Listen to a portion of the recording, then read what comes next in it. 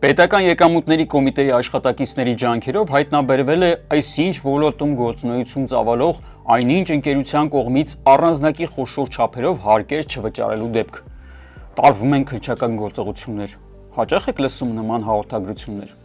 Ողջույն, ես Արմեն Աթալյանն եմ։ Իսկ գիտեք, թե ինչպես են ավարտվում նման պատմությունները։ Հաճախ լինում է այսպես. ընկերությանը սկզբնական շրջանում ներկայացված հարկային պարտավորության գումարի չափն աստիճանաբար նվազում է։ Ստուգում են, հետո վերստուգում են ու պարզում, որ ոչ թե 1000 պետք է վճարի, այլ 100։ Քրեական հետապնդման չենթարկվելու համար բիզնեսմենը վճարում է հարկայինի պահանջած գումարը,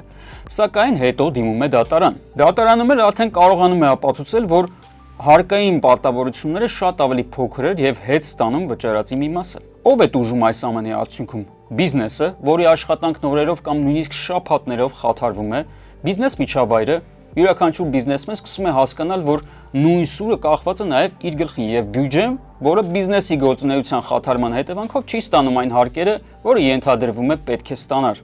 Իսկ ով է շահում այստեղ։ Հարկայինի տեսուչը, որը պարգևավճար է ստանում իր հայտնաբերած խախտման համար, դրա կոնկրետ տոկոսի չափով, այսինքն ինչքան մեծ է խախտումը, այնքան մեծ է պարգևը։ Իսկ եթե վերջում պարզվում է, որ հաշվարկները մեղմ ասած սխալ էին, դա ոչինչ։ Դրա համար տեսուչին ոչ ոք չի դատապարտում կամ պատասխանատվության ենթարկում։